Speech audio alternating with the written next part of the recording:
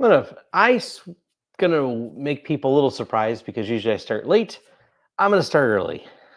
And first, need an audio check. Um, for those of you that don't notice or are new to the stream, I'm usually down in my studio, and today I'm not in my studio. This is actually my kitchen. Mm, Well, I say kitchen. I'm sitting at like a kitchen counter, but you're looking at my living room behind me. But let me know if the audio is working, so if we can get a sound check on that, or maybe I got to check it myself.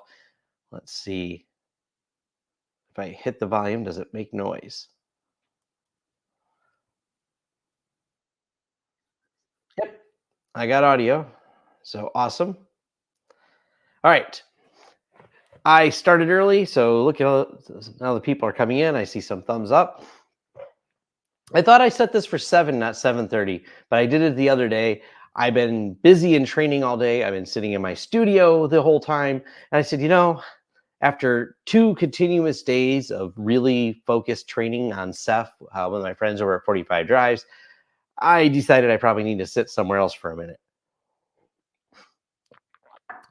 And I was in the studio the day before finishing up that video for Snort, which took longer than expected. That video took it's all the setup that goes into these videos. It's not just the recording, the editing, but it's the setup before you even hit record to make sure all of your scenarios work. And then when they don't work, and then when you have some weird issue with your recording rig, decides to blank out a couple times and you have to re-record a section, which rarely happens. I don't really understand why it did that, but it was just like for some reason that video was a little harder than it needed to be. We'll just say that. It took me a little bit more time. But I have a couple of things I wanted to address. One, I threw the vlog Thursday at lawrencesystems.com up again.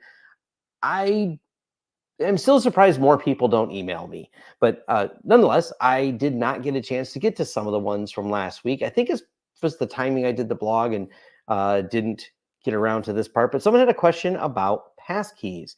I did see that Google is enabling passkeys on all accounts as standard. They do say that is a safer way instead of regular passwords. Love to hear your opinion on this. Also, one of the devices I have as a passkey, isn't that account more insecure if it does less control, or if you lose control over the device? And this is kind of the question. I think the angle of attack may change. So passkeys is really a extension on those little YubiKeys. It's really the same, but slightly more because you can do it on a phone, for example, instead of having a YubiKey. And I think with a lot of people having phones, I think it's going to be great for consumers. I don't know how this is really going to shake out as much in the business world. That's kind of a wait and see. But the passkey system is definitely becoming a lot more popular. And I'm still cautiously optimistic. It comes down to how those keys get controlled, and that's going to be the real kicker, is how much control will you have over your keys, and what are the attack vectors to extract those keys that are all on that device. The convenience factor is nice, and that you could say the same thing and say, well, what about the attack vector for people extracting things out of your password manager? And yeah, that's the same similar attack vector. So I'm kind of on the fence to see if it really solves the problem differently. But for the end users, it seems to be pretty cool, and it has enough big names behind it that it may work.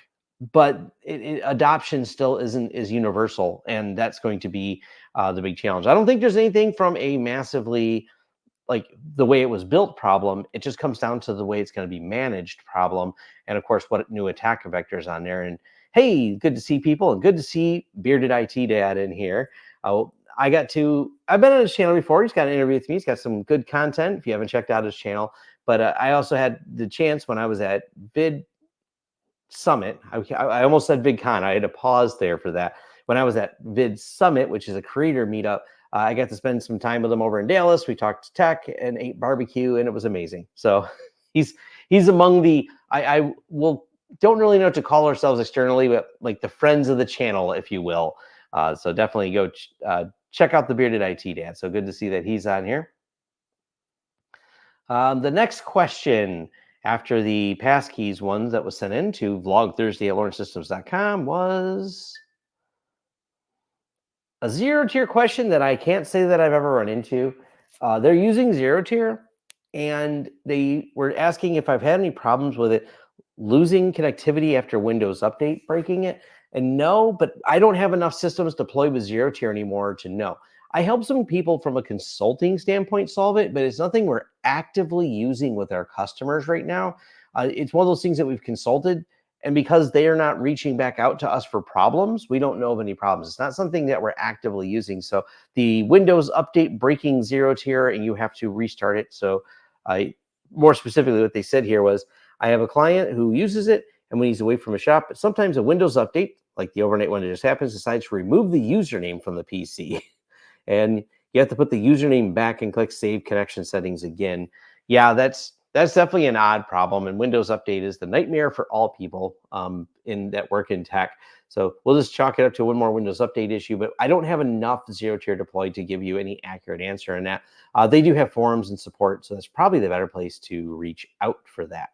Now, there's actually a few other things that are in my email that I want to talk about. And one of them is the fact that I'm going to be at a data center pretty soon to do some filming at a real big data center, a active one. The abandoned data center video I did turned out to be quite popular, and that had someone reach out to me. So I'm excited that within the next week or so, I should have some content that I film, and they're getting me access to lots of the areas normally that you can't film, or they want to give you details about, such as a modern power delivery system, how the battery systems work. So we're going to talk some of the fun tech that goes into a data center and be able to not just talk about it, but show you behind the scenes of how it works. Now, I got to make sure I blur out any customer facing things, but it's going to be just a cool thing, because it's actually funny how the data center people are like, what's the angle that you want to film here, Tom? And I'm like, the angle is what is boring for you people who work there turns out to be exciting for the few that get to go in it. You know, it's a big mysterious building, but if you're someone who goes there every day, it's not a mysterious building at all. It's just a big building that you work at every day. It's like, yeah, there's a bunch of computers in here and a lot of noise. Why is this interesting? You know what I mean? Even though you may enjoy your job at the data center, once you do something all the time, it kind of becomes the mundane. But the mundane for one person may be fascinating. You know, I actually was thinking about this just yesterday. I ended up, I couldn't sleep the other day, and I didn't want to watch any more tech videos. And there's some really good train videos I started watching explaining the details of train engines. Now, if you're a conductor and working on a modern train, you're like, yep, that's how those giant diesel electric systems work. But to me, I was like, there's a lot of neat technology in there, and that was cool to talk about. So the yeah, it's always interesting seeing the things that you don't see every day. And Tom Scott, I've always liked his channel because he does such a good job of presenting the things you don't see every day and discussing on it. So let's see. We have Tailscale doesn't have this issue because upon each connection, a new interface is created and destroyed, and when it's down or signed out. Zero tier is created when you join a network prone to issues. Yeah, there's definitely a big difference in the way they operate. And honestly, because Tailscale, maybe it's marketing, maybe it's just the way it works. Tailscale, along with, if those of you that want to self-host it, Tailscale having a really solid open source platform in terms of their client being open source, and then having Headscale as an option for those that want to self-host. But for just a lot of people, and we have done more consulting with Tailscale, and Tailscale did make it all the way into pfSense along with other firewalls. And yeah, I really like Tailscale. I'm not going to lie. It just works. It works really well. So I'm going to give a big thumbs up. And I definitely, even myself, I'm working on my long-term review of Tailscale because I've been using it for the last several months because it just works so well. And when something works really well, you just kind of keep running with it going, man, this just doesn't break.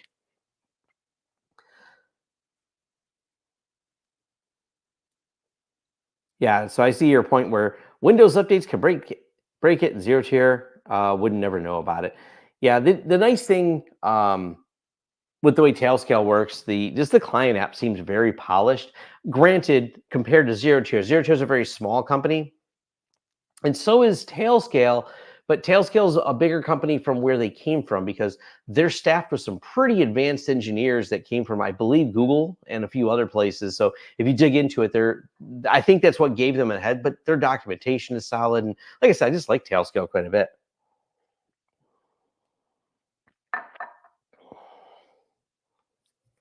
Oh, awesome. Hey, Tom is also spending the last couple days working with you through our Ceph training course. Hope you enjoyed it.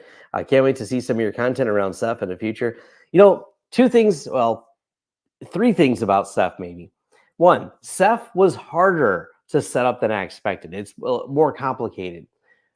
The second part of this, Ceph is more resilient than I expected. So all that pre-planning, because it's not just setting up Ceph, it's the planning that goes into how you want to deploy it. There's a lot to think about, but it's one of those really sit down, design it, and design it well, and you have a great future for your storage, and you have a very expandable path with it. So the resiliency of it is also directly related to all the planning that is not kind of required, but absolutely required, I would say, to do a good Ceph.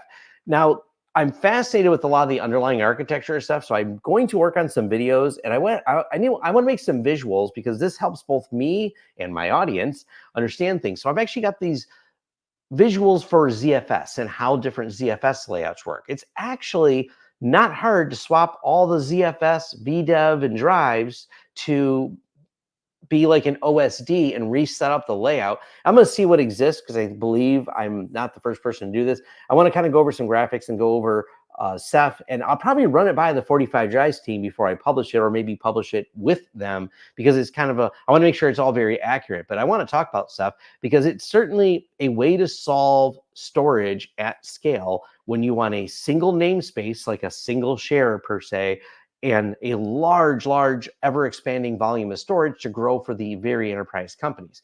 But it also gave me a good understanding of where the fit is for it at a much deeper level, because it's not the solution for everything. It's definitely an excellent solution, but there's not much point in setting up a 1 or 2 node outside of home lab, just playing with it, Ceph cluster. I think it's cool, but it does, to get the advantages of Ceph, you do need a couple hosts. So it's not going to, on the current way it's done and way it's set up, replace something like a NAS with ZFS, but boy, is it a good solution. So it's not, it's definitely really cool. There's a lot of thought I had about it. So it's like, it's knowing where it fits in the market is a huge piece.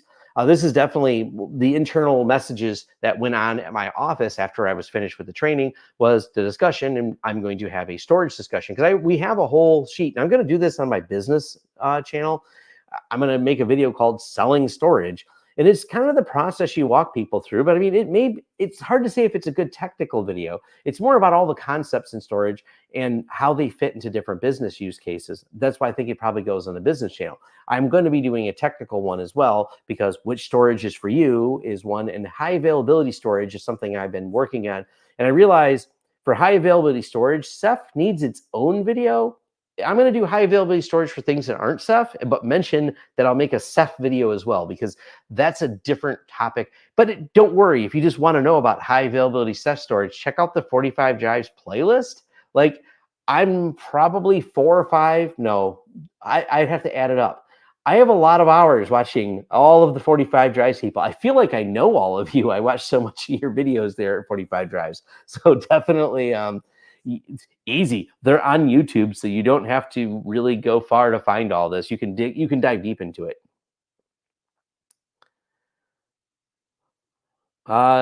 Do your security basics break new clients' budgets?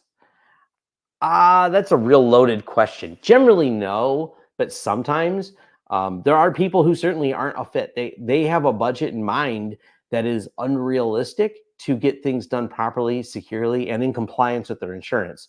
So fuzzy in terms of the actual answer, but we've had people who say no way, and I'm like, look, that's just this is the minimum cost is going to be to get you at this compliance for your insurance. If you are doing anything less than the things we mentioned, you're not going to be in compliance. And there's people who think even spending a small amount per endpoint for basic protection is beyond what they want to spend.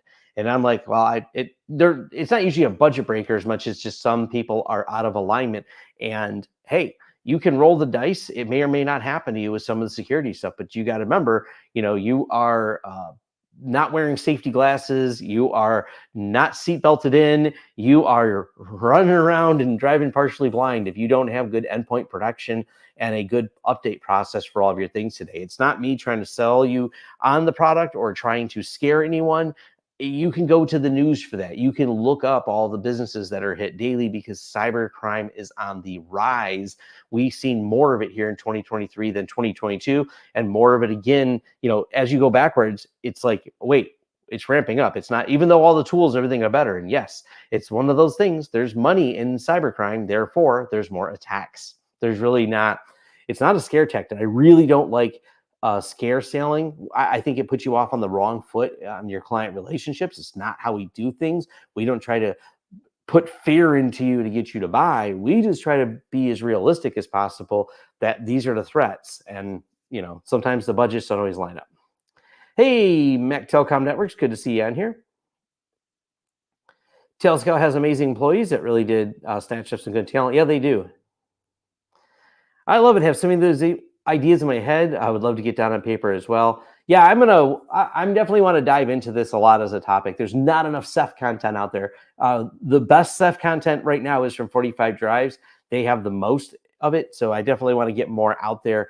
That's how documentation gets better. That's how automations get better. And it's pretty amazing how well automated the entire Ceph system is with what 45 Drives has done already.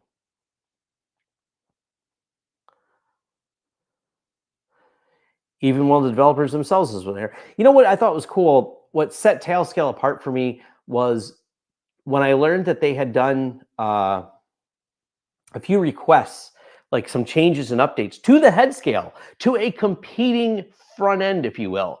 Like that kind of shows a community commitment that I thought was really good out of them. So that definitely, I'm sold on that. What are your thoughts on Cloudflare Radar? Well, I've never used Cloudflare Radar. What is it? Cloudflare Radar. Internet traffic trends, traffic over the selected period. I don't know. I never used it. I'm not going to start using it now. So no opinion. Haven't used it. It's not about being scared. It's about being prepared. Here's a line you can use, though, because if you look at what's in the news for security, it's always going to be the big, this huge company, Sony or whoever it was, because they were in the news recently over this. I tell people this frequently, and I've said this before in a couple of my security videos. You're not too small to get hacked, but you're probably too small to make the news. Just throwing it out there. People who tell me that they're too small and no one cares, I'm like, no, you're just too small to make the news. Sorry. That is the unfortunate truth. I'm going to update Zen server while we're here because I like doing things live and showing people what's going on. But I also want to do, this was a good point. This kind of got brought up a little bit at 45 Drives during the training was, and don't get me wrong, there's nothing wrong with Proxmox, but Zen server is greatly popular in the enterprise market. And that's a lot of times where 45 Drives and myself are going to be selling and operating. So I wanted to talk about Zen server more in the future. I'm going to do some new 8.3 is just about, I would say, pretty much finished. So I'm going to do, my last videos were in the 7 series. 8.3 is close enough to being released. I'm going to go do a video on the whole Zen 8 series. Now I'm hoping, and I'm going to reach out though to them because they're also working on the new interface. If the new interface finishes first, that's when I'll start doing my video. But even with the old interface here, this was kind of a discussion that we had a little bit with the 45 Drives team, is just how well this works in terms of being able to move all your VMs around at scale, have tons of VMs and migrate them around to lots of different hosts, including hosts that aren't even the same resource pool. So you can have systems, and we're going to stop these free VMs, that aren't in the same resource pool, but you can still move them around. So as you join more hosts, there's a lot of the way you can dynamically move things in here that makes it really good for large scale operations. So I think that's probably a point I'll make in a video soon, is moving things at scale on Zen Orchestra and with XCP-ng. I think that's going to be a fun part of it. But what I'm going to show you here, because this particular system needs an update, it needs some patches, and if you've ever done VMware updates, the VMware updates can be a little bit tricky. They actually don't have such problems because they can do entire rolling pool updates. or just in individual pool patches. They can roll and automatically scale up and down all your VMs to create a scenario so you don't have things on the server that has to be patched, and roll through all of your pool updates. Now, a pool update is kind of pointless with this because it's only a single host in the pool. So we're just going to click install update and let it do its thing. But it's really slick how well you can manage things at scale. And also, I want to point out, and I've talked about this a little bit before, but one of the concepts I guess I wasn't as clear on before is the fact that you don't need to run the Zen orchestration tool inside of Zen itself. That's where I've always shown you running it. It doesn't have to, though. That's the bigger point, is that it actually doesn't have to do that. That's just where it does do it. And you can run it, for example, in a Docker container, which is what I'm doing right here. I have a Zen Orchestra just running in a Docker container. It's actually via TrueChart, so it's actually a little bit different, but you can run it in Docker. You can run it as a standalone VM on a separate machine.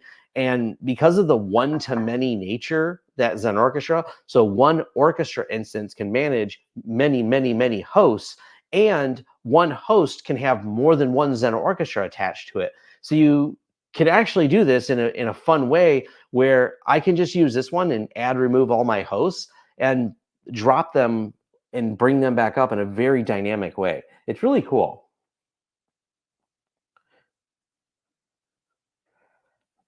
You started earlier. I was killing time waiting for the stream at 16:30. Yeah, a little early.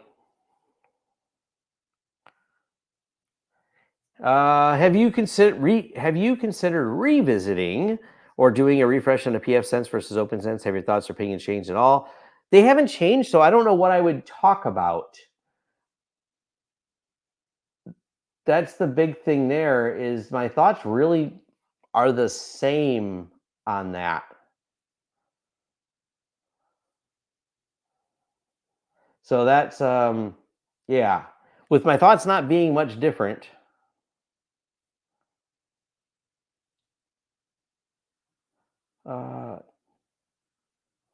Oh, cool. All right, it patched. I was just seeing if it patched. Sorry, I got distracted. There's not anything new that makes me go, I would switch to the other. I'm still using pfSense. I'll continue to use it. There's nothing that's happened in the OpenSense world that would make me go over to OpenSense, so my opinion really hasn't changed.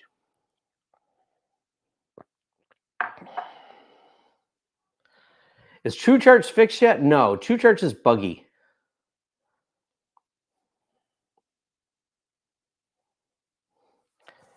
So what keeps one orchestra from destroying another orchestra VM if one is managed by two different orchestras? That's a great question. And it's called a RESTful API. That's the answer. You can actually have these dynamically connected because Zen Orchestra reads. It does not have to do anything. Matter of fact, let me show you this. So we go here and we're going to go look at the servers. And we're going to disable a couple of the servers. So when you disable the servers, there's nothing in Zen Orchestra. It just tells you connect servers because there's none connected. So we go back over here to the servers.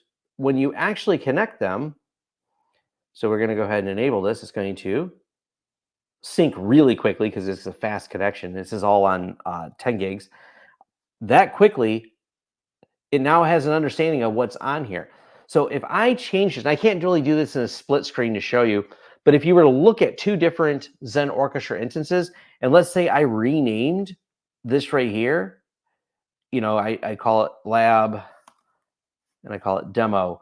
The moment I pressed enter, the other Zen Orchestra instances looking at this all seen it at the same time. It happens in real time through all instances because everything is being done only on the host server and being read by Zen Orchestra until you send a command to it and then it updates it. So the database doesn't live at all in Zen Orchestra. That's why it works so well.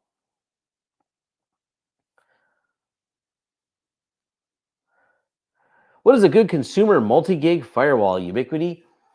The consumer grade, as long as you don't have to deal with the firewall rules, I'll say the UniFi Dream Machine is a good consumer one. it gets the job done for most people. The firewall rules are ugly and painful and not well laid out, but it works. And if your goal wasn't anything, my daughter has a Dream Machine because it works. There's nothing wrong with it. It runs perfectly fine.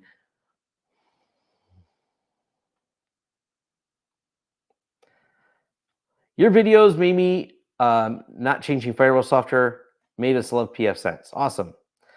Least buggy software. I don't know. Nothing. Netgate. So multiple is an orchestra solution for letting multiple users manage their own resources on a shared pool. Oh yeah, it actually has ACLs and user permissions, so you can create all your users and then delegate the permissions of what they do or do not have access to. So you can, yeah, you can build that and set the resources so your users have control over only what you want them to control over.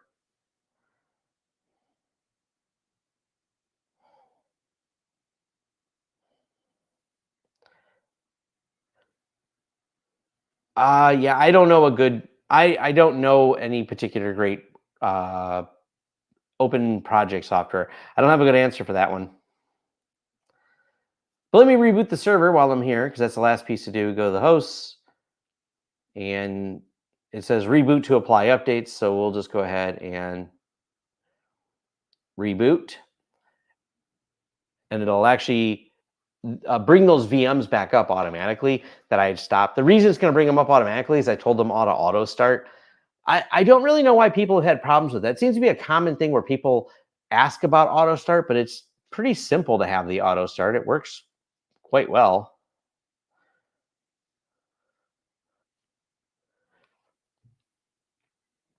Right, so that'll automatically connect after it restarts. I can switch to my other one. This is one of the other Zen orchestras I have. I got to update these ones too. It's just a series of patches that came out. This actually has both servers in there. So if I go to servers here, this has the Ryzen Lab and the pool of Zen. And this has more hosts on it. So if you look at the hosts, there's only showing 2 because the other one is rebooting right now. Once it's done rebooting, it will just show back up. That's one nice thing about Zen. It just works really well. And then over here, and should be this one? Yeah.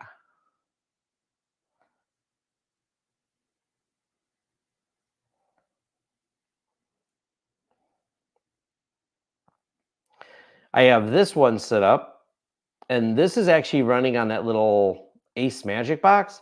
But I also want to point out, it doesn't care what version. So these are running 8.3, and you can also mix and match.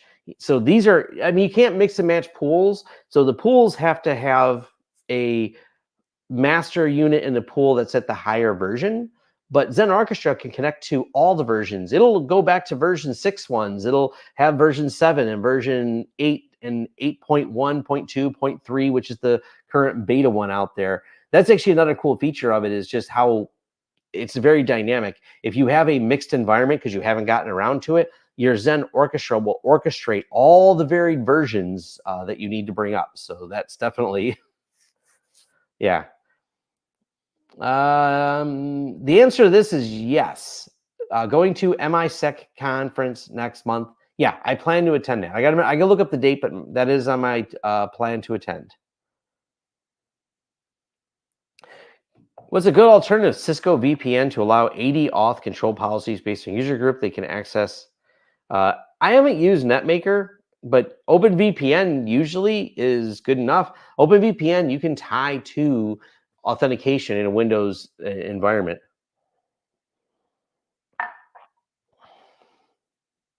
Oh, I'm in my kitchen, so I could show hot sauces as well. I don't really want to eat hot sauces right now. I know myself, never like to hear people eating chips and crunchy things on a microphone. So I will spare those of you that are like me and do not want to hear that. But very much appreciated, Sam. So thank you for the donation. When building on a file share network in a home lab, is a VLAN on 10 gig network okay, or is it best to have a dedicated physical? A VLAN on 10 is fine. I have VLANs on my 10 gig network. It doesn't It doesn't hurt anything.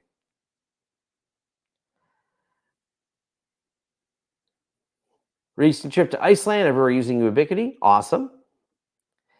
MISecCon is 11/17. Yeah, to my knowledge, there's nothing in my calendar for that. So yeah, I actually I want to get a few people from the office to go as well. So that's going to be, yep, November 17th. Nothing in my schedule for that. You know what? I'm just block it off now. There. So MISec conference.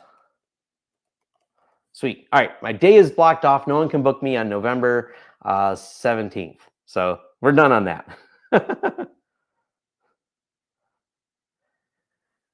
Any comment regarding Cisco CVE 10 out of 10? Patch your Ciscos, folks. That's really, yeah, I don't got nothing else besides patch your Ciscos.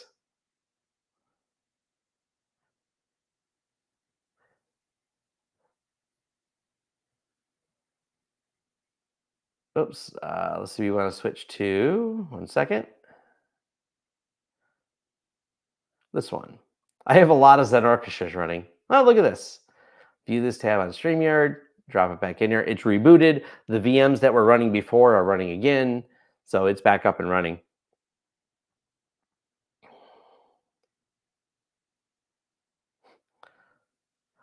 ASMR eating chips, definitely not. And let me pull this up. Now, I thought I would get a chance today, but I got sidetracked with life and showing people what this is. But let's show what's in the thumbnail. This is that BLI Cube KVM. I'm going to, maybe tomorrow I'll get the review done because I don't want to spend too much time on it. It's not a device that I think everyone's going to love. There's definitely going to be some hate. I really like the novelty of the device, and I wish there were more devices like it, but I also see why there's not a lot of devices like it.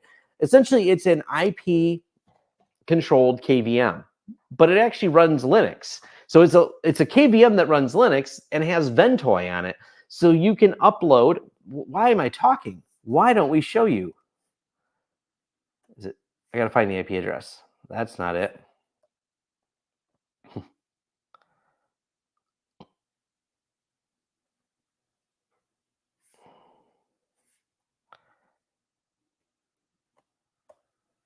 I'm gonna have to look this up. So I forgot what IP address I set it to.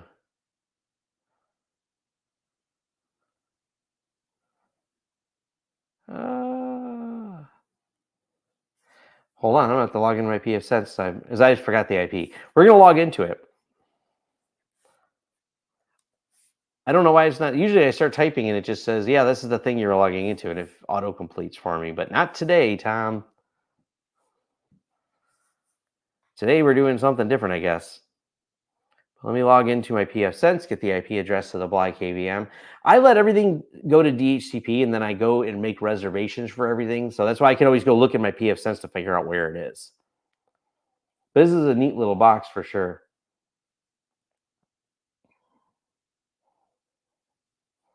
DNS server, lab,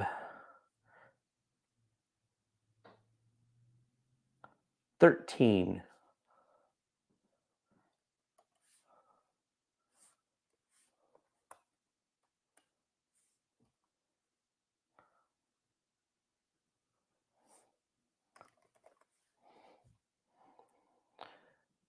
But it's a KVM.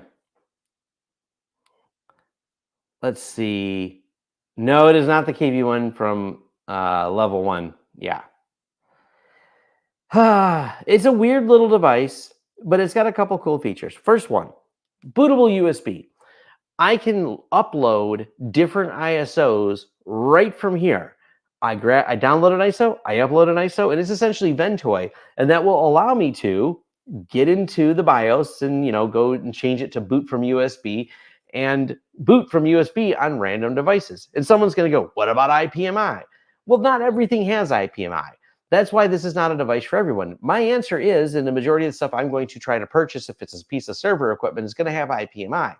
But I've had all this random stuff that doesn't have IPMI. So this is kind of a nice little box that will allow me to have access to remotely things that don't have IPMI that I want to set up. I just plug in a USB, plug in the HDMI, and now I have access to that box. It's really simple for setting things up. I can not have to babysit it, but have access to the screen.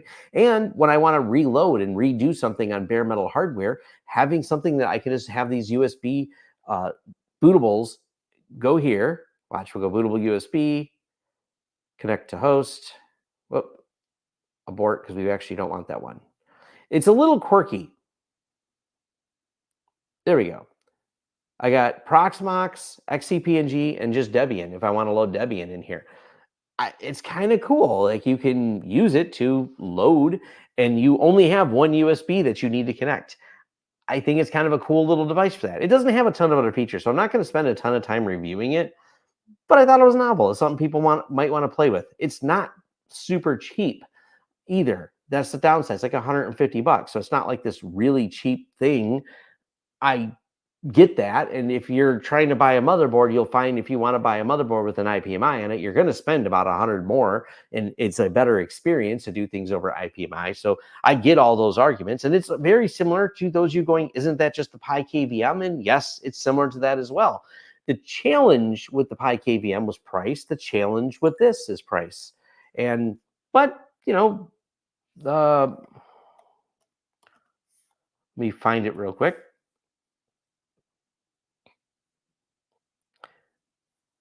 Oh, I didn't even realize that Serve the Home. Oh, Serve the Home. Did they do a video on it? No, it's just in their forums. I'm trying to find the Alibaba link for it. There we go. It's not available on Amazon. The only place you can get it is Alibaba. So take that for what it's worth.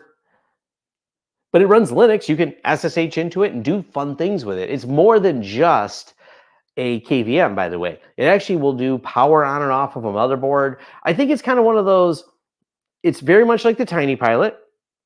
That's another, it's like the Tiny Pilot, it's like the Pi KVM. It borrows from those projects. So I think Tiny Pilot, borrows from Pi KVM. So they're extremely similar. And I've reviewed the Tiny Pilot. Is a Tiny Pilot still a thing? Tiny Pilot KVM. It's been a long time since I looked at the Tiny Pilot. Pure 1920, blah, blah, blah.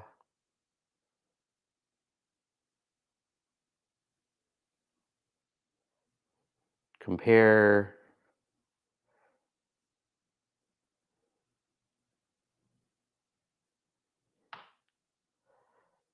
Choose power source. VGA to HDMI. Yeah, it's $400. So that's also a big price difference. And this one, and it just comes down to what they're doing. This is not running a Raspberry Pi. The Bly KVM, and I'll share their site. I can drop it in here for people wanting to take a closer look at it. What they're doing with theirs is they built a custom board. It's, a system on a chip. So that's how they're able to get the price lower. They're not cobbling together like, hey, we're going to buy a Raspberry Pi and start adapting things to it. This is purpose built, but it's running Linux. So it's still an open source base of software on there tied together with some software. So it's novel. I don't think it's going to be for everybody, but I think it's a novel device. And there's going to be people, which kind of includes me here, that go, I'd buy that because I have stuff that doesn't have, I just don't have IPMI on a handful of things that I want to test, especially all these little weird system boards we've been getting. Serve the Home's been doing a good job on them. The same company that has been working with Serve the Home recently reached out to me, and they're going to send me some of their new stuff that they have coming out. And Serve the Home, by the way, did a great job on their last one. It's that weird one. It's got the two SFP ports on the bottom. One of those little, I don't know what to call these. They're like little tiny computers, essentially. Those are neat. They have a really cool purpose in the home lab, or people trying to build small, but powerful, nice little systems. And this is like the ideal thing. Like, they don't have any IPMI, they have a way to connect to them, but you want to set them all up. Now, once you're set up, you don't really need these connected, but it's kind of cool for setting them up, because instead of having a monitor and having to do a bunch of things at the console, being able to plug these in real quick for setup makes it kind of easy. And having the USB built into the KVM means I can swap different operating systems and try different things without having to go and plug it back in each time. I know someone's like, oh, I'm feeling for you, Tom. You didn't have to go sit down at a tech bench. You got to sit at your desk and do it. Granted, I'll give you that. I'm being lazy. But that's life sometimes. So it happens. I get to be lazy sometimes and just kind of sit and do that and be like, we're just gonna do that. While we're at it, something else I can show people. What else is in here?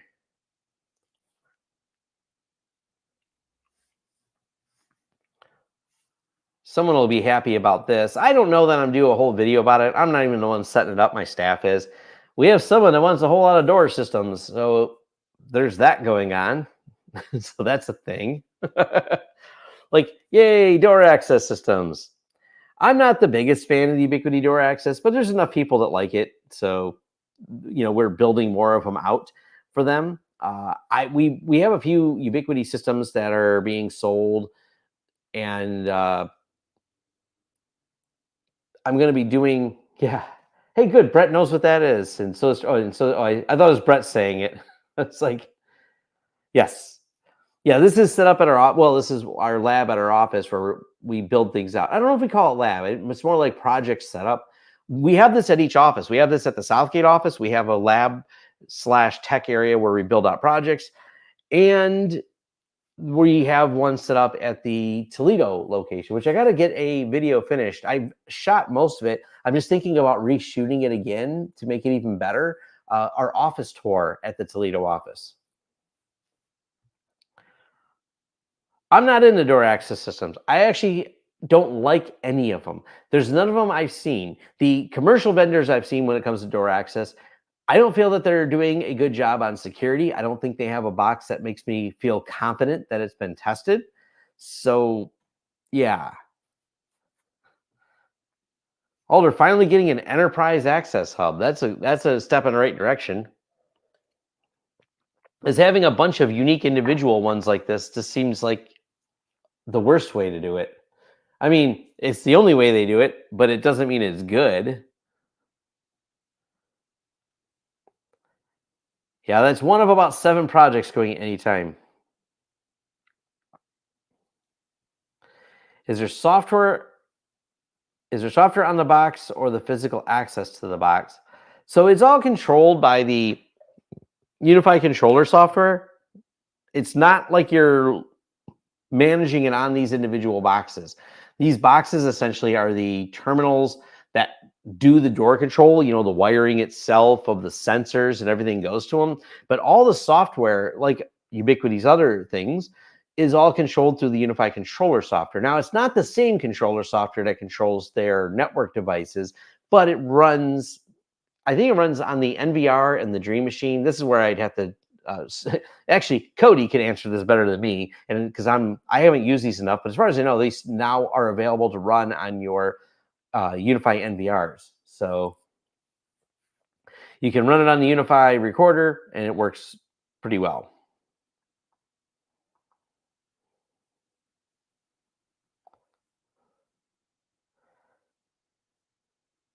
I was asking, what's your issue with the boxes that do the access? If you're asking about like door access systems, like I think Honeywell makes one. Like some of the ones I've seen at these commercial buildings, the web interfaces on them are archaic. I've seen some that use weird Java and like old looking plugins, or one of them I think had ActiveX controls for the users. I've not seen any of them that made me think that it felt like a modern piece of security. And granted, I've also biased myself by watching different videos from DEF CON about how bad these systems are in terms of security. So I just don't know of any of them. And I'm not saying that none exist.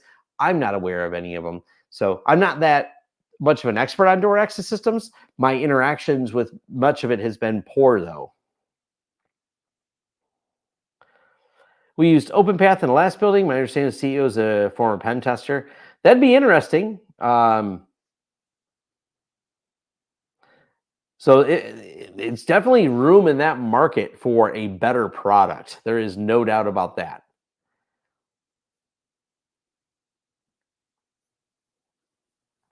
I'll look it up real quick here. So it's called Open Path Door Access System. I like that when you bring it up, a Vigilon comes up.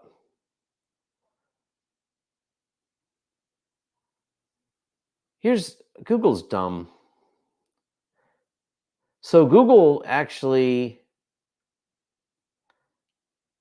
okay, there we go. I found the site. It's really weird. How did Google get this so wrong? Kind of funny how wrong they got it. They gave me, it's not, they didn't give me a link to their website. They only linked to a PDF about their documentation. Their website was like way further down. I don't understand. That's strange. I mean, there now all I OpenPath, did OpenPath get acquired by Vigilon? Because OpenPath redirected me here. Huh. So here's OpenPath, which says it's a Motorola company. Maybe this person has really bad SEO. I don't know. They must have been acquired, because if you go to, now I see why Google has a problem with where it goes. If you go to the openpath.com, it starts at a PDF with the search, but if I go to openpath.com, it redirects me to the Avigilon. Is that how I say that? Is it Avigilon? So yeah, who's OpenPath then?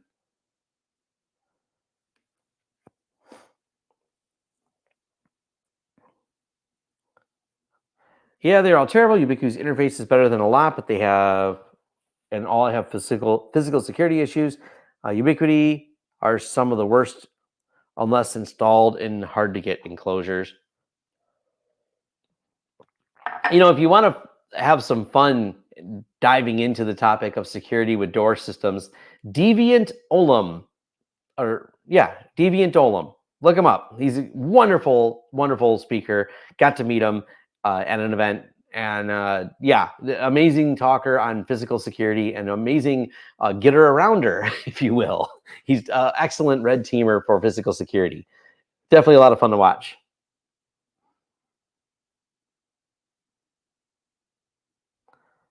I would not want an all cloud data system like that. I just feel like it's going to be a problem. That's my opinion. Maybe I'm wrong, but yeah, I feel like that could be an issue if everything was like an all cloud system like that. All right, I got too many windows open.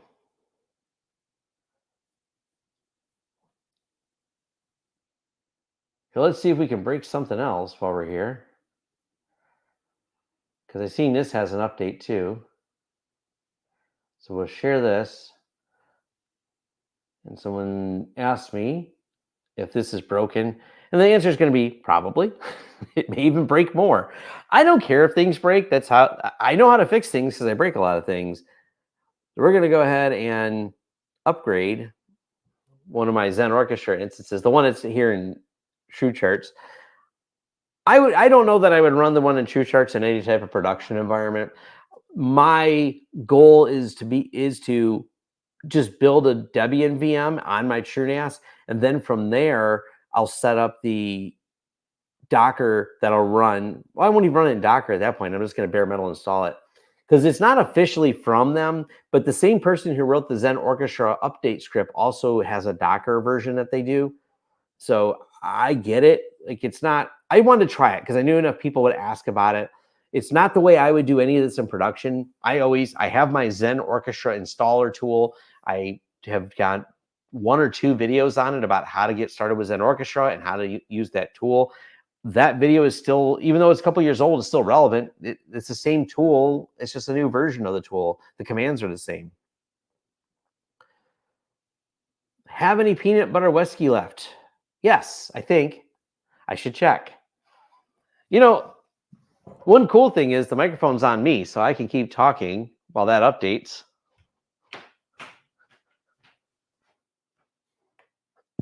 I could also do this.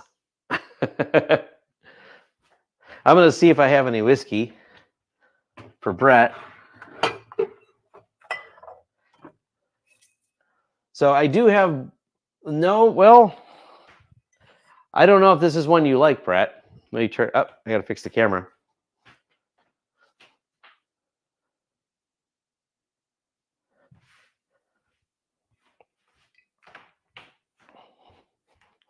So yes, I have whiskey, Brett. I don't know if this is the one you want. I mean, if you wanted to come by, I have whatever this is. I don't know if you like this one or not. So hopefully it answers your question. But I'm here if you want to come by.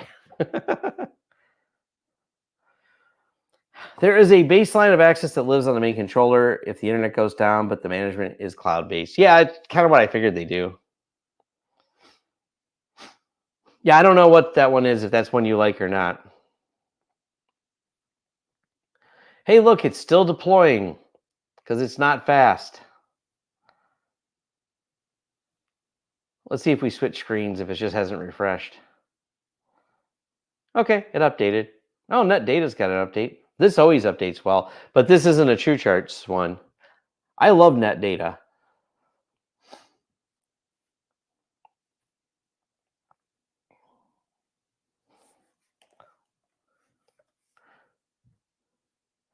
I haven't logged in on here, so let me see.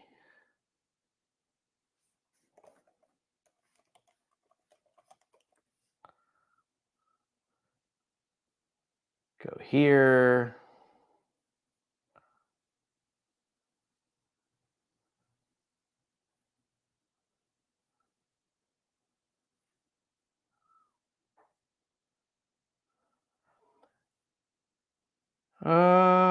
Share this tab. There we go. Yeah, if you haven't played with net data, I've done a video on this. This is just such a neat utility. Really gives you a great management dashboard for all your Linux instances, which someone will go, but what about my Windows? Sorry, Windows people. Sorry. It's not for that, but look at all the nodes I have. Greylog, that's always my favorite one to look at. I think, has this got an out-of-date version? Probably. I haven't updated it in a minute. Does it have a message? Maybe I did update it. But yeah, if you want really nice metrics for any of your Linux stuff, load net data on there. It's open source, it's free, it's great to use. Definitely an awesome tool for any of your metrics monitoring and troubleshooting. It's also not something that's very heavy. So by setting it up, it doesn't have really anything to set up. It's kind of just install it and get running. You should do a video on what to do with your NAS appliance. Isn't enough about building a dedicated hardware and installing like SMB for more control. You know, not really. There's not many times when you do that. Usually the NAS is enough. If the NAS isn't enough because you have too many users, you build a bigger NAS. And at some point when the NAS isn't enough because you can't have it on one box because you need 30 petabytes of storage, well, then you are looking at something like Ceph. So it's not really that the NAS is never out enough. There's very rarely, and we're talking, we even have clients all the way up in the petabyte scale now running ZFS with a true NAS box, and it works fine. There's not anything wrong with it. So there's, yeah, that's, I don't know that I would make a video like that. It's usually the only people who don't like appliance-based is when they decide, oh, I want to tinker with everything, which is fine. It's usually not the enterprise use case or the business use case, but it's absolutely, and as it should be, the home lab use case. I'm all for doing that. Did you have a chance to play with ChatGPT voice yet? What did you think? I forgot about it after the last vlog. So I need to play with it again. So yeah, no opinion yet. I'm still using ChatGPT. I just like typing. I talk a lot to the camera and to devices. So sometimes I'm happy to type to devices as well. To have my cloud at home, do you know any open source sync app like Nextcloud that is simple but not bloated, how Nextcloud is? I'm a massive fan of SyncThing. SyncThing is amazing. It's how I do all of the synchronization for just all the data that I need synchronized all the time. Let me actually pull up my SyncThing instance. I might do a new video on it. My videos are older on this, and it's got more features than it has before. It's a neat product though. It's open source and free, so just SyncThing. Absolutely the best way to sync it. So here's all the different config backups it has: business documents, SQL backups, UniFi backups. My desktop is turned off, so it shows that one disconnected. But yeah, this is just a really great tool for setting things up. Matter of fact, it works on Windows and Mac. So here's the Mac that it's on. Maybe if I could change some files and show you. Matter of fact, let's see here. Yeah, this is versions, different files. I can even restore things to previous versions here, create mass actions for stuff. It's just really, they've added so much. This is not a feature that was in my video because this feature didn't exist back then, but it's just really cool for being able to synchronize all of your files. So if you're looking for something lightweight that works, SyncThing is definitely it.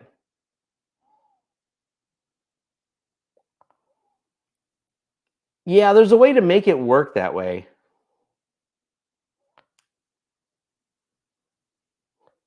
Clean up your data. If you're storing petabytes of data, you need to think about leaks. Not in this case. That is the client using this. They do not. It's the opposite. One, it's air gapped, so that leaks aren't really the issue. Two, it's data sciences data. They're not collecting data on people. This is data science data. They do analysis on engineering things and create these massive data sets that fill up these servers. So this is not like Facebook collecting your data. This is data science and then analytics on that data that also creates more data out of the data set. So cleaning it up is not an option because the data sets are that big.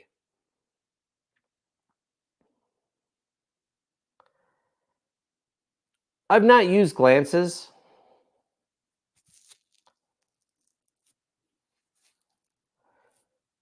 Bly KVM, welcome to Dell iDRAC. Yeah, I mean, that's back to the IPMI thing.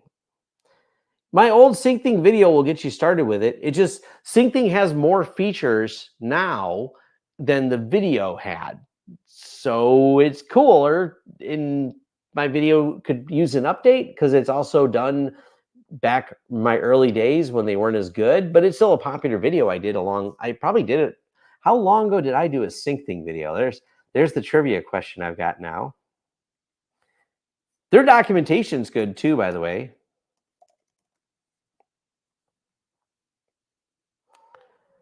I did one in 2021, 2020. So it's only from 3 years ago. Really, it's actually, I thought I did it. My first one I did, how long have I been doing it? My first SyncThing video was all the way back in 2016.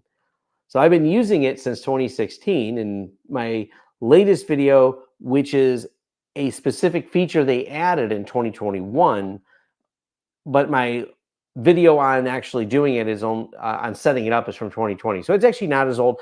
I didn't realize I did one since the 2016 video. So I guess every 4 years I should do a new SyncThing video because I still use it. Using SyncThing to serve up copies of ROMs to my RetroPie setup and Garage Office. Yes, actually, Jay from Learn Linux TV, he loves retro gaming, and he's talked about this. That's one of his use cases for SyncThing. You can not only just sync the ROMs, you can also set it up so it will sync all of your save states. So if you have multiple consoles for your retro gaming, you can actually go back and forth between them, like save on one, shut that device off, go on the other, provided it was, connected to the network, and boom, now you've got the save states and everything synced up on the other ones. It's a great use case for it for sure. Yeah, SyncThing's outstanding. Like It works so well. And if you use the way I look at it, the way I use it, I should say, not look at it. I use SyncThing here on my TrueNAS system. And by using it on TrueNAS, this is my place of truth, if you will. So I have all the revisions on here, and I have ZFS doing snapshots. Now, this SyncThing is for all the devices at my house that use SyncThing.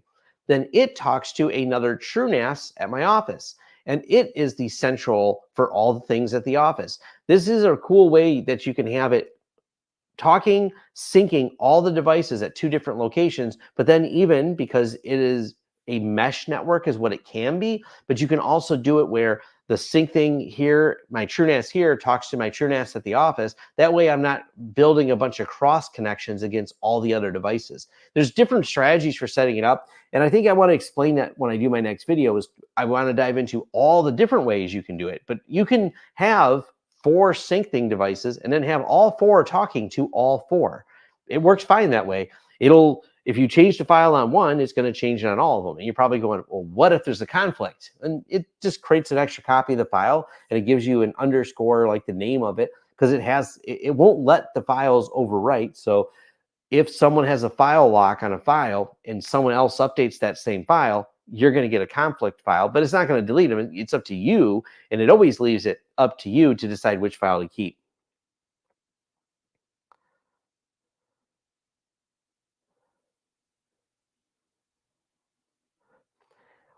Well, it's a mesh, but you could use it in an overlay scenario. It doesn't have an overlay network, but you could tie it to an overlay network, because I actually have SyncThing even over when I'm remote, and I'm actually, this is actually a little MacBook Air, and I have SyncThing on this. So I have all my documents and things that I may want to work on, which is, by the way, I do most things in text. I use a tool called Zetter. I just do everything in Markdown. So it's just a series of text files, which is really easy to sync and SyncThing. So as soon as I booted up I actually shut down my computer before I came upstairs to my kitchen area here, and it always was syncing with my TrueNAS. The moment I opened up the Mac, it synchronized any of the changes I have, so I could pick up exactly where I left off with any file that I wanted, any notes I had. Matter of fact, I got a ton of notes on Ceph. I got a bunch of notes from my 45 drives training.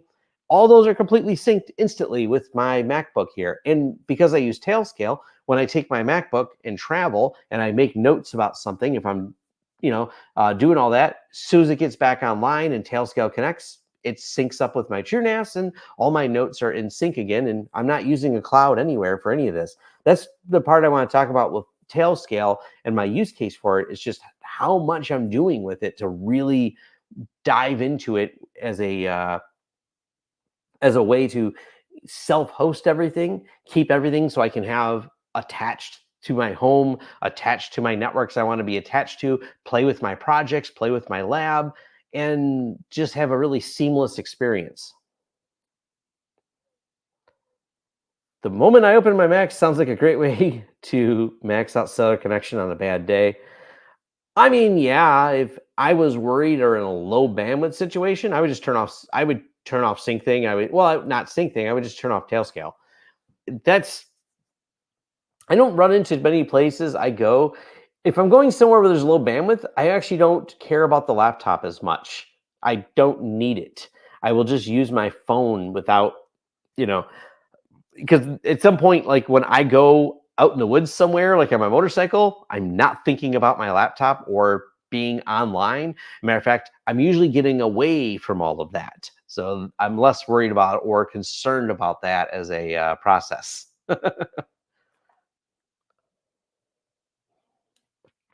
All right.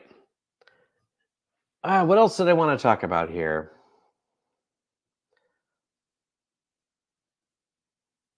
Debian 12 Lab. Oh, I didn't start this one back up. Let me start this back up. Because it probably needs some updates.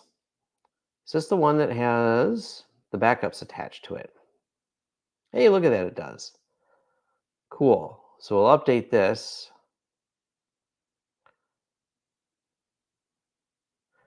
Because I want to Close this, close this, close that. I don't want too many tabs open.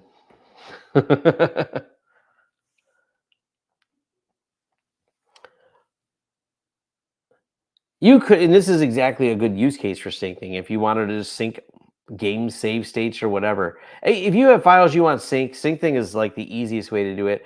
The only problem, and I don't have a solution for this because I don't use an iPhone, is it doesn't support iPhone. I don't know why they don't write an iPhone app because they have an Android one, but I don't use it on Android, so I don't think about it as a phone thing. I'm not the biggest fan of trying to do everything on my phone. I reply to some messages on my phone, and that's really it. It's just a message reply device for me. I know some people really like try to live on their phone, and I'm like, I take a lot of pictures of my phone. Probably my video and pictures is my use case for the phone more than anything else.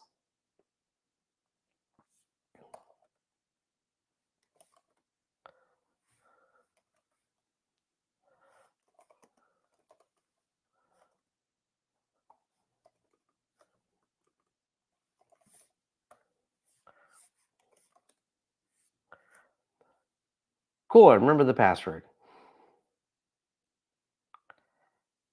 Syncing syncs files, not drives. It's not a block device type of thing.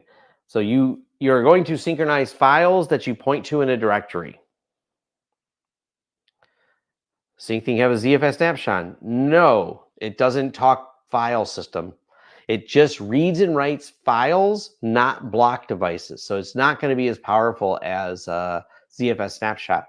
Matter of fact, something I learned about ZFS compared to Ceph, and this is the next video I think might be a fun comparison with the 45 drives team.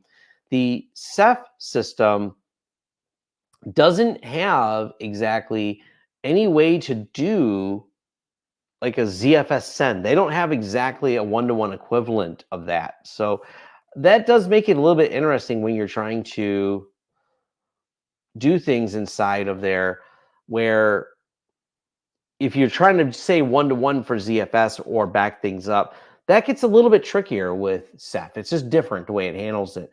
Versus ZFS, setting up ZFS send to work across even two remote connections to synchronize block level data between two ZFS separate systems, absolutely amazing. We've got plenty of people doing it. So that's where I'm going to say ZFS is still for synchronizing like that. Oh yeah, ZFS is definitely king for, well, and that's not a sync, by the way. That is a snapshot in time, a slice of time of the status of the files at the block, well, data at a block level, not just files, zval, blocks. So it looks at the blocks, it slices the blocks up, and it says what blocks have changed and can send those changed blocks, and only those changed blocks. That's why ZFS send is so efficient to do your replication. So ZFS still reigns king for that feature.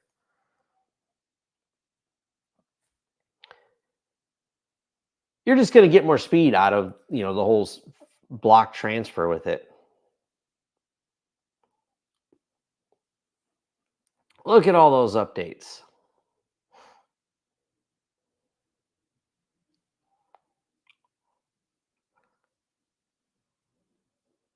I don't think this VM's been on for a little while.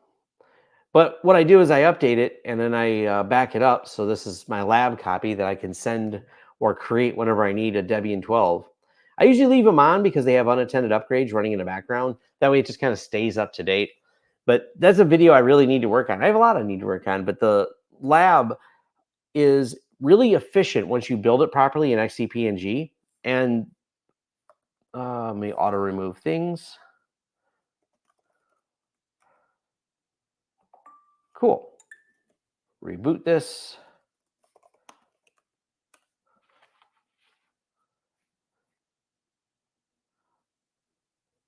All right. So while that's rebooting, I can keep chatting away. So this is rebooting, but I keep my lab system up to date. I want to do a whole video about how our lab system works because it just makes it so easy to be able to spin up machines and test an idea, test a build out, build a handful of machines and tie them together. I think, this is where XCP&G to me really shines, because I can do things like lab test machines. So here's the tag lab test machine, or here's the tag here for Tom. So anything Tom's working on, like I have a Phoronix thing set up, this Debian 12 lab thing. And like right now, we know it works. It rebooted. So let's go ahead and back it up. So let's go to the backup sign here. I want to double check the parameters I have for the backups. Full backup, concurrency, failure. And I want to do a offline. All right. Oh, actually, I forgot that opens in a new window, so you can't see it. But I set the backup, so now that the backup for this will be an offline backup, which means it's actually going to stop it. So we're going to hit OK. It'll actually shut down this VM. It'll shut it down just long enough to grab a snapshot of it. I don't have to do this. I'm just choosing to do this. So I wanted to grab it in an off state. I could do it in a suspended state as well.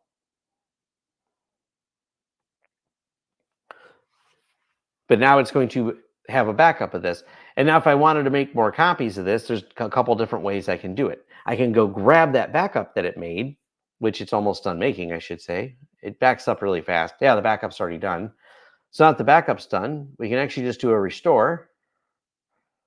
And that's called Debian 12 Lab, which is going to be right here. And we can just say, all right, there's the one we just did. We can restore it, pick a destination, generate a new MAC address, start the VM, and hit OK. Now it's going to go do a restore so we can test it. And we should probably filter this for the hashtag Tom. So as you can see right here down at the bottom, it's importing it. Actually, let me fire up this one too. But yeah, it'll say importing, and you can watch this update. It takes only 5, 4, 3, however long that took to back up and restore. So let's see. All right. Done. And now this one's booting up. So now I have another copy running. And if we go over here to our restore, if you're curious how long that actually took, 27 seconds to fully restore the VM. It's a 10 gig network, so yeah, it's fast. But that quick, in 27 seconds, I've got a VM up and running. I could have also just cloned it. Like I said, from a lab standpoint, having all these different VMs that I have, including Windows VMs. If you look at what my staff is running, it's a bunch of Windows VMs in here. Eric's Win 10 Lab, Kyle's VM. So you can see that this is running Windows.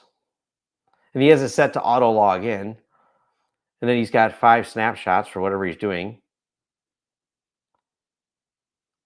So he can go through and just create these snapshots. You can even fork from a snapshot.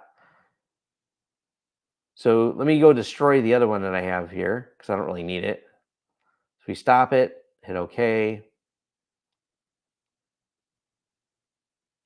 We can just remove it. Done. Go back to the other one. Matter of fact, let's go down here. So if we actually go down to me, oh, I got to create a filter view. Let's create a filtered view.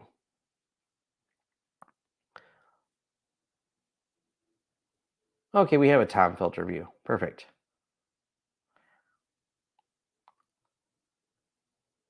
So we'll set this so it only views the Tom filter. So now we go back over here. Now it's only going to show me instead of all the lab stuff that's going on. But we have at least one snapshot we just did of this. And this is where you can even create a VM from this snapshot. So if I want to do this, name copy, you can build these out instantly, and they're forks of it. So it kind of makes your lab building really easy to do each time you want to build a new lab. It's just kind of fun to play with. Tom is so used to seeing his staff. I mean, I am part owner of CNWR, so I mean, they don't report to me anymore. So that part would be correct. But it's still a part of a business I own. So I guess that still kind of makes them that way, but it is easier to say than the CNWR employees each time. That's more of a mouthful. It's a lot more syllables if I say it that way.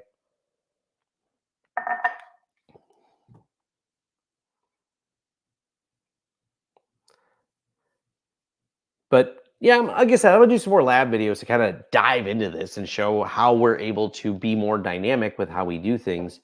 The other thing you may note if you've seen some of the network setups, this is an important aspect of the lab, is having all these different VMs. I'm sorry, not VMs, but subnets that we have attached here. So if we actually go to the pools, there's a lot of networks in here. Actually, we can do it so there's more per page. We'll do, that way you can see them all. But we have all these different interfaces, VLAN 101, 102, 103, 104, 105, etc. This is how you can build out scenarios, because people ask why I don't use like GNS3 or some of those tools. I'm like, I don't really need them. I have a system that has pfSense in here, so I can take the pfSense. It then can attach to all these networks. And then from there, I can split things around and just build out my networks, build out my segments, build a group of systems. You just choose like Lab 107, then you'll attach a DHCP server to Lab 107, or maybe physical, because this can traverse not just virtual, but physical as well. That's why I want to show people how it works, is we can go inside our system, and this is one and the same inside and out. So let's log in real quick to the UniFi controller.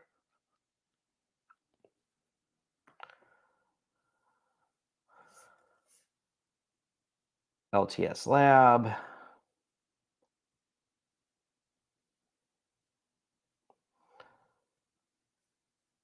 Go to the port manager.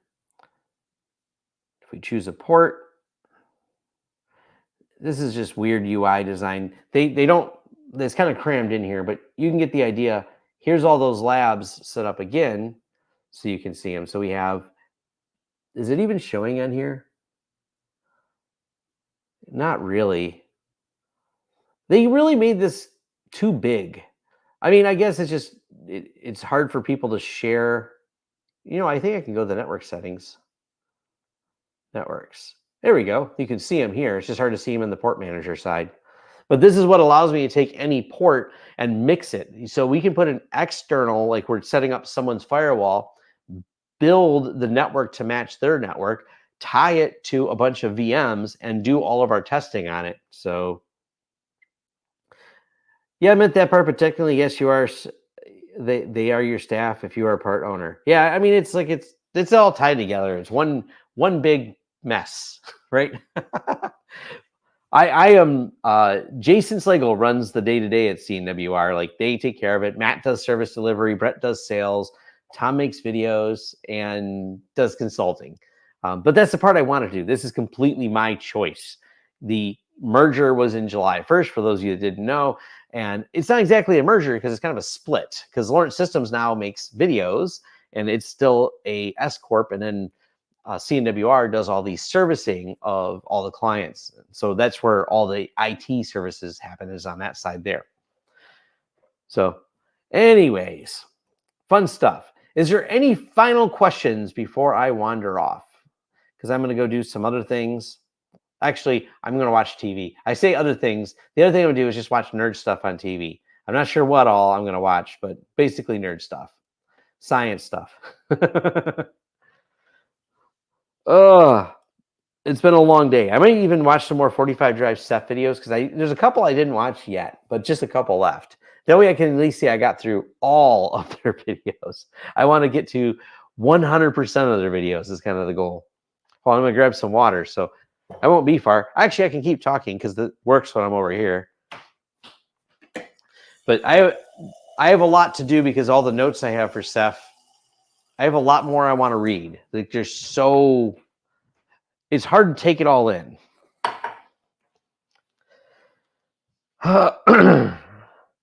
Star Wars fan. I don't have I don't watch any of the new Star Wars stuff, so can't really say much for that. So the forum on your website goes to CNWR. Yes, essentially, yes. It's that all goes to CNWR.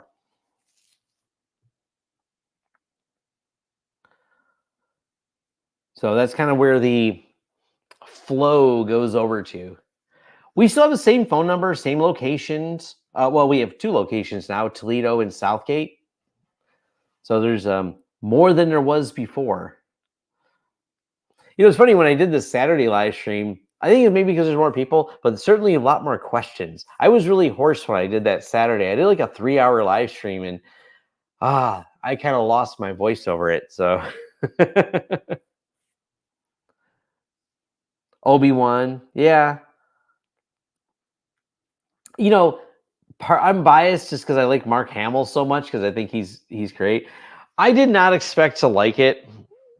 I like it. I'll watch a B movie every now and then. And is it Brett Kreischer, the Machine? For those you Google Brett Kreischer Machine, if you type in Brett Machine, you'll figure out how to spell his last name. He made a movie and Mark Hamill was in it. Yeah, it was better than I expected. I was like, okay, this is actually watchable. But yeah, it's certainly. I like Mark Hamill a lot, and him being in that was just kind of fun. I'll just say that. And he was the voice of the Joker.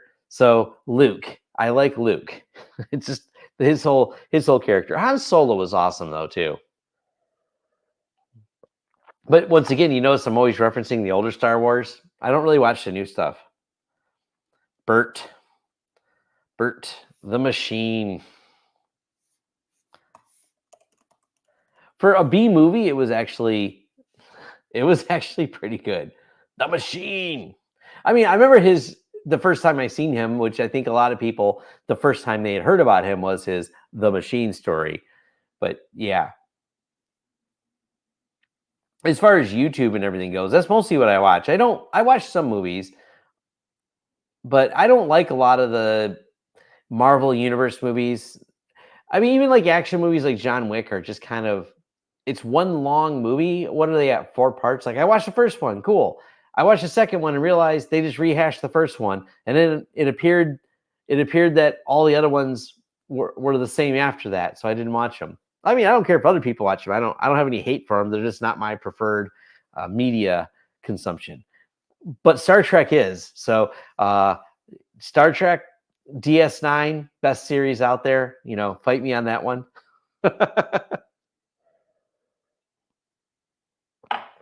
Definitely a big fan. Yeah, Brett has a couple specials on Netflix, but he made a movie called The Machine. So there's that. It was funnier than I thought. Could anyone recommend a security company that could dig into a medical device and determine if it's simply compromised by malware or some more serious proprietary software? Dragos, I think is their name. They do industrial security. There's companies that can do it. They're just going to be very expensive. I actually feel that even the people at Mandiant probably have people you could talk to that would be able to do it. But I don't think you can start an engagement with Mandiant without $50,000 to $100,000. So I don't really have any answer on that. How's the arm going? Good. Physical therapy. It's still technically broke, but it's healing.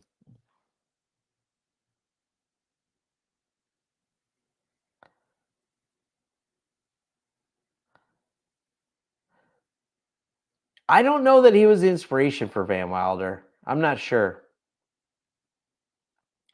That much I don't know. Actually, yeah, I don't know if he specifically inspired anything else. Brett became popular. He's funny. He's a good comedian. If you're into his comedy, he seems funny enough. Comedy is one of those things that's all subjective as well. Like some people like this person, that person. I don't know. No easy answers for any of that. All right. Is there any final questions before I sign off? I was actually surprised no one had more Snort questions. I did that video on Snort, which seems to be pretty popular. Was it got about, yeah, a lot of views. What are we at? 14,000 views on it so far. I think a video about Snort with 14,000 views is, somewhat popular. But I've seen people debating right away of, I made sure I showed how it does and how it does not work, because it is not the solution to all your problems. There's actually a couple people who, one person in particular has messaged me several times, and I'm like, yeah, the problem is with Snort, they're asking about, so I kind of describe it. Their questions are usually, how can the firewall prevent ransomware? And I'm like, it doesn't. That's been a repeated theme when it comes to security. I've had a few people, even a couple people, that wanted to buy some consulting with me, which I just scratched my head. And I said, I'll do the consulting, but I'll tell you, I'm not going to give you the answer you're going to want. They want to know the best firewall for ransomware. That's just not an answer. And one company even told me, they reached out to me, they're trying to develop the firewall for ransomware. That was like 3 or 4 years ago. They never made the product, because you can't stop ransomware with a firewall. That's I love the guy's pitch, though. I really like what he said, because it made me laugh, because he was like, we're starting a company and I'm investing in it. I found these really smart technical people because they're going to solve it. I'm like, okay. And his consulting was all about, everyone's trying to spend all this money and it costs way too much trying to secure all these endpoints. We're just going to build a firewall that secures all the endpoints. I'm like, great. That's what everyone's trying to do. Oh, no, they're doing it wrong. I found someone that says they can do it better and I'm investing in them. And, I need your help. And I was like, this is a weird consulting call. That's all I kept thinking. And, I checked on their website, never really went live. It just said like coming soon, whatever it was. I think it's gone now. It's been a few years, but yeah, I don't know who tries to sell people that the firewall is going to solve all of your security problems. It's another layer in the security. It's not the security. And yeah, that's a thing. I did a podcast with 45 Drives, and something came up there that I think is going to make a good content. They have a thing they're doing, a new podcast called What's Spinning. Awesome. I was their first guest, real excited. One of the things they brought up, and we started talking about war stories. And one of them was kind of bad that they had. It's someone who thought they could build, and boy, did they spend on this. And this was a hard lesson learned. They spent a fortune on building a Ceph cluster with a bunch of consumer grade SSDs, and not understanding that the consumer grade does not hold up. The consumers can't perform as well. And yeah, it was those hard things they had to explain to the client, that your problem isn't the hardware you have, is that you chose consumer ones. They're like, but we bought them all already. And they're like, yeah, they're performing as expected. You need to switch to an enterprise one. So yeah, it's going to be one of those things that's just, there's probably going to come up more and more often, where people try to DIY and build it with things like Ceph, which is cool, until they realize there are some performance limitations to a lot of the consumer stuff. And it's getting worse, not better. The consumer ones, especially the spinning Rust consumer, is one thing. And it's not spinning Rust. Someone can feel free to point that out in the comments. I know they're not metal anymore. It's a whole different type of chemical makeup. But these spinning hard drives are really, the consumer ones are there's some closeness maybe, but when you go to the NVMEs, there is a gigantic difference between enterprise solid state performance and non-enterprise performance, because of the way that it's written on there. So by blocking payload connections, yeah, that was the whole idea. They would stop every payload connection before it came in. And that's the part that they really didn't understand very well, was how, like, where's the list? Where's the notification? Like, oh, we're just going to block all the bad websites. Where's the list for that? That's a challenge. Matter of fact, when I was going through my DNS test, one of the things I pointed out was a lot of these websites, and they may had been infected at the time, but they're not infected now. But if they get infected again, are you just going to block them? These are restaurants, these are small businesses, they're all over the place. These websites that had probably a bad WordPress plugin that became a payload delivery. So how do you know? And once they're discovered, great. But until they're discovered, they're out there, popping shells and sending payloads. So there's not an easy answer for that. That's the whole problem with even the list in general. It's all cat and mouse. And by the way, most of these lists are reactive, not proactive. They are reactive because someone discovered malware on them. Someone was dealing with an investigation going, how'd this get here? Oh, look, this is the last site. Oh, look, they downloaded something from the site and we found it. So let's go mark this as a bad website. Valid, but someone got infected to do it. Hence, you're always one step behind if you're just trying to do blocking. There's not a lot you can do about that. I've never used it. If you're happy with it, awesome. It's not on my to-do list. You can load, at least I think you can load ZenArmor on pfSense. I know you can load it inside of OpenSense. I don't know how effective sorry, yawning here. I don't know how effective it is. That's the challenge. I don't have an answer for that. It's maybe effective. So that is where the challenge comes in. Like, what is its actual efficacy? Now, I know it has some filtering things, and as I usually tell people, if it works for you, awesome. Filtering at the firewall level is it's a challenge. And it's going to be a bigger challenge because I'm typing in something here. I like that they call it the last piece of the puzzle. This is going to break even ZenArmor. They're not going to be able to see inside, or really lots of other tools, because if they get this really going, the whole encrypted hello by Cloudflare, yeah, that breaks all those different tools. Encrypted hello, the last puzzle piece of privacy. And this is the thing, encrypted client hello is a successor to ESNI and massive server name indicator. It's once that ESNI is broken, you're going to have more filtering problems. Hey, Tom, last week you mentioned a website that showed a low-cost, low-power consuming TrueNAS machine. What was that again? That's going to be Brian Moses. Oh, God, I hate this. Hold on.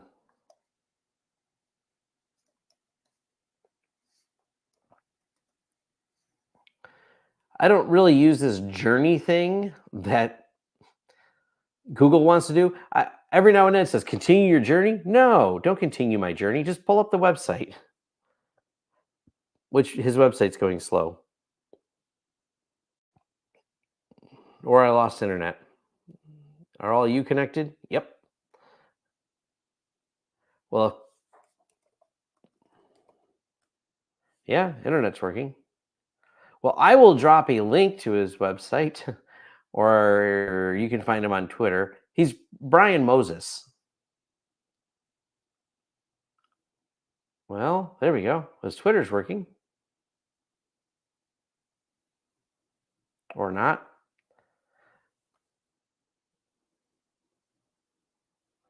So if it pulls up here,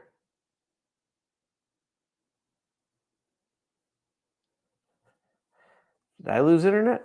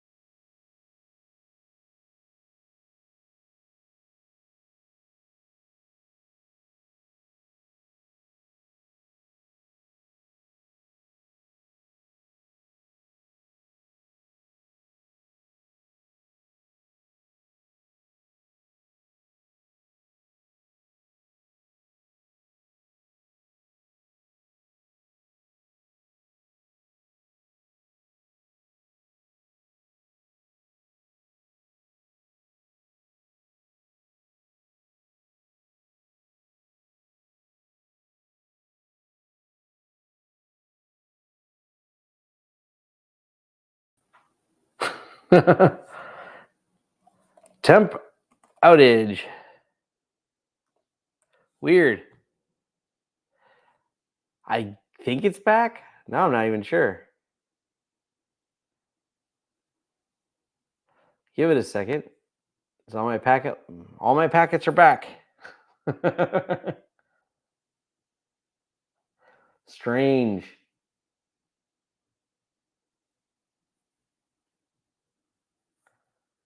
Yep.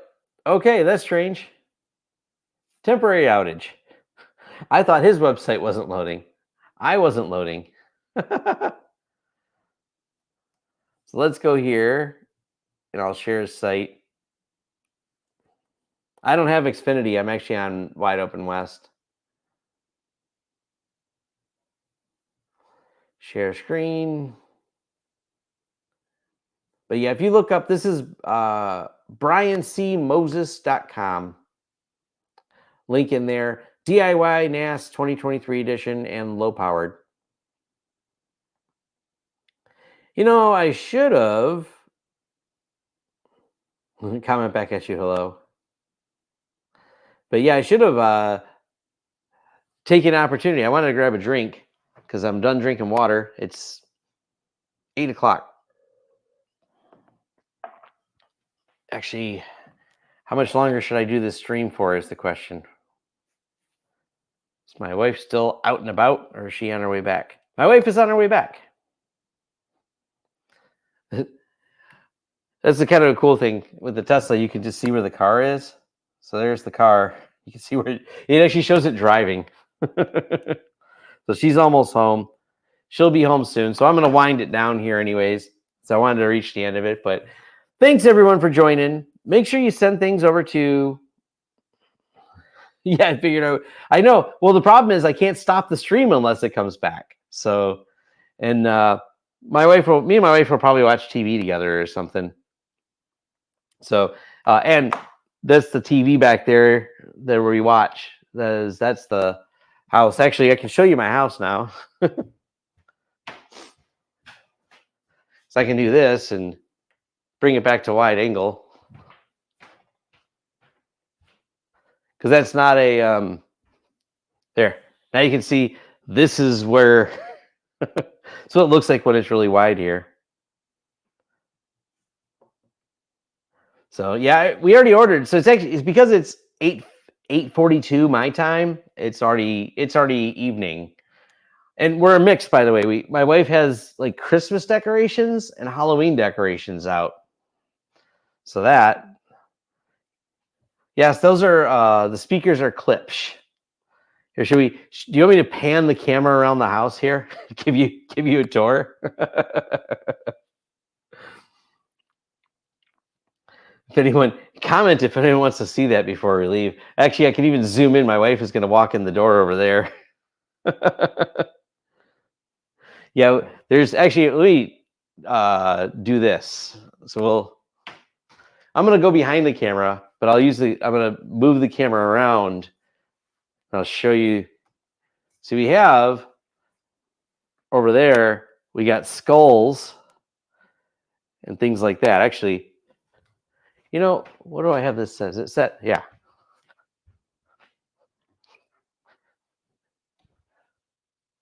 Am I in the frame or no? I can't see myself.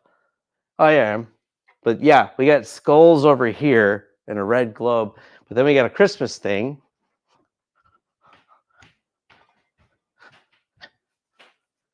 Go back wide. Oh, here's all the things on the counter. Then we have the Christmas guy right there. And then a pumpkin. And more pumpkin and ghost stuff. But we also have a Christmas thing. I don't know. That's the thing. Matter of fact, whoops. This is wobbly. It's the other side of my kitchen. Here. Now I did the full 360 tour here. That's wobbly. I think I got the camera straight. Either way, I think I'm done. Unless anyone has any other questions. My wife will be home soon. We're going to watch some TV. And I'm going to go sit at the computer and type. This is kind of cool. Someone's going to get dizzy watching me do this, though, right? This is how it was. That's good enough. There we go. So I can't see the comments unless I'm by the computer. Still no toilet in the basement. The Christmas thing looks cool for sure. 722. No, it's the 6.2. It's a, I don't know. It's the, I have 5 speakers. I guess it's actually 5.1s. The system can support more, but I have 5. I have 4 clip speakers. No, wait. Yeah, 5 clip speakers and 1 subwoofer that's not clips. How do you get clients to take cybersecurity seriously? Insurance usually does that for us, is the best way to describe it. Insurance companies have been the best thing ever when it comes to getting people to spend it, because it's a requirement now. It's not a debate. If you would like to have business insurance, you will buy this cybersecurity. End of story. So, yep. 2 front, 2 surround, a center, and a sub. So 5.1. Yep. I find it adequate. I'm not one of those people that needs more speakers or a theater. Yeah. Like, I could have turned part of my basement, because the basement's as big as the entire house, into a home theater, but I said, why? I wouldn't use it that much. I'm watching YouTube videos 90% of the time. So, I mean, when I have a movie, that's a 70 or 80-inch OLED behind me. That TV's pretty big. I like a good picture. Klipsch has a nice sound, and that's enough for me. So I don't overthink it. Oh, you can't. There's no way to move the camera to them. My ceiling, well, you notice when it's really wide, I have a really tall ceiling. I do have clip speakers mounted on this side of the ceiling, firing down this way. So when I'm on my couch over here, yes, that does work that way. So it still gets a good surround. I don't even know how big my couch is. It's big. I just have we strung together a bunch of IKEA couches, so we have one big couch. Actually, I may have a picture of them. I'll pull up. I like when I get off topic. I have fun being off topic. Like, let's talk about couches. This will be the last thing I share, and then after that, I'm going to go back to actually watching TV. My wife's not home yet anyway. I don't know where she's at. She probably stopped at the store on the way here. There we go.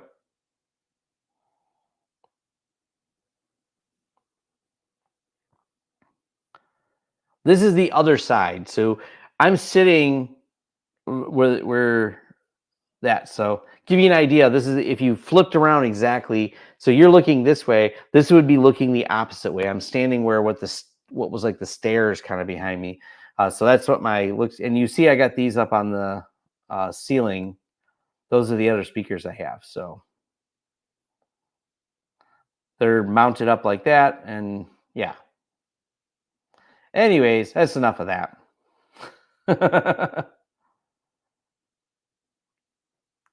Yeah, it's a matter of trying to figure out how to mount all that. It's always tricky.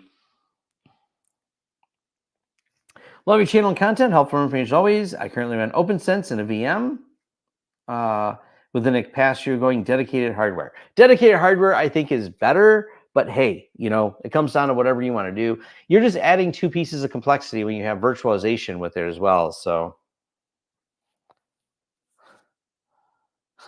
get Rumble pack. I like that. Rumble packs and make the couch shake. Yeah, that's a novel idea. But all right. Thank you everyone for joining, and everyone who stayed with me for being way off topic for the last 10 minutes. And if I don't think I'm gonna have time this weekend to do it, but I got some more videos I'll get cranked out. And as always, like, subscribe, leave comments, reach out. Email me at vlogthursday@lawrencesystems.com if you want to connect and have something read on a show. And sometimes a reply. That's actually a replyable email address. It's not just it doesn't go to a bit box. It actually goes to a box I have. So To do. 3578 or E320, which one would you do? I don't know. I don't know the processors off the top of my head. I am far from a hardware expert. I have to look them up and Google them myself. So I'm not the most well versed in that. Wendell is, for example. Less so myself. So I couldn't tell you the feature difference between the two of them. So yeah. All right. Well, thanks everyone and take care.